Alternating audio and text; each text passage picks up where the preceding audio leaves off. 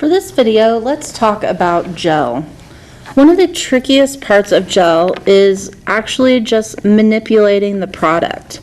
So a really easy way to go about that is get yourself a nice blob of gel, preferably without a giant fuzzy in it.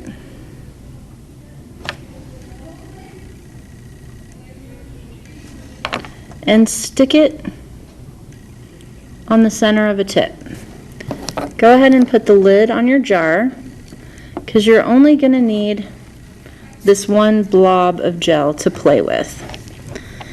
And what I would like you to try, let me back this up so I can get my hand there.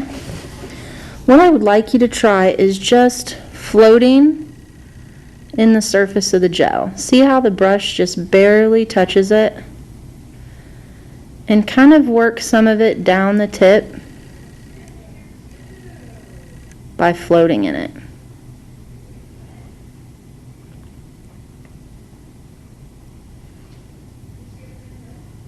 Look at it from the side if you need to, so that you can see that your brush just barely has any contact with the surface of the gel and that it follows you with just that minimal contact.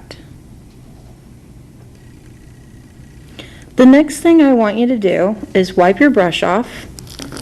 If you're using Brisa, wipe your brush in Scrub Fresh. If you're using something else, make sure you wipe in what the manufacturer suggests you wipe in. We're going to cut through and make a little trench. Now what I want you to do with that trench is just barely touch the surface of the gel on each side of the trench and sew it shut.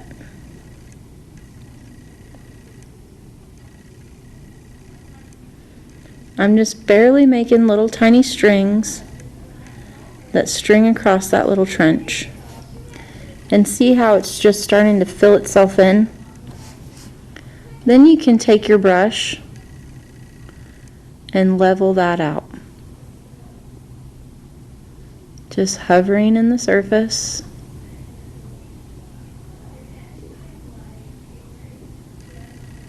Okay. Next, look at it down the barrel. See how it just happened to flow over on that one side since we were looking at it from the other side? So you can tell it's really thick on this side and there's none on the other side. So what I would like you to do is hover in that with your brush and move the gel to the other side.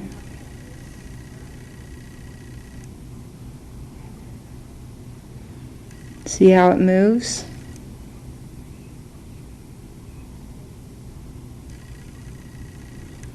You don't really have to put your brush in there solid. It just needs to hover in the surface. And I know you wouldn't normally do it this way on an actual client. It's just good practice for being able to manipulate it.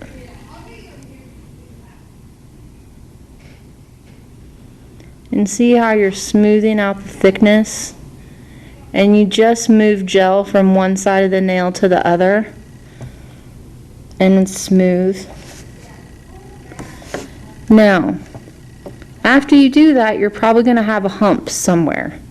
So find your hump, and what I would like you to do is touch the top of your hump and touch out from it.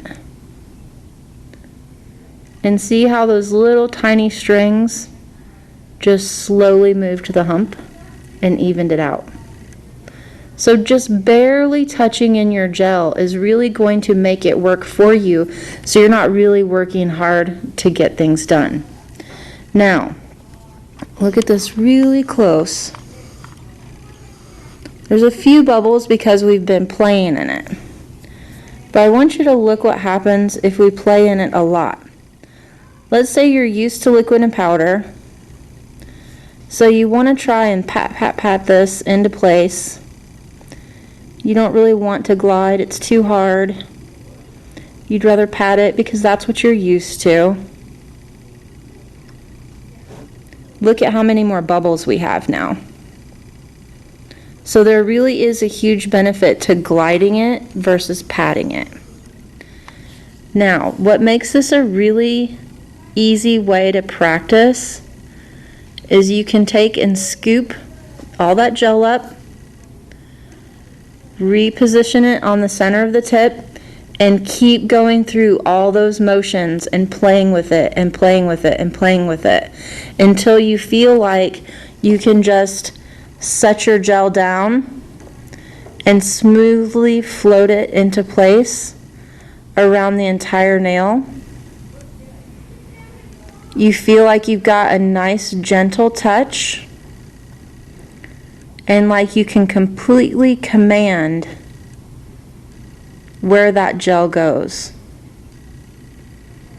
Be the master of the blob. You own that little blob of gel, and it obeys your every whim with just a little hovering touch.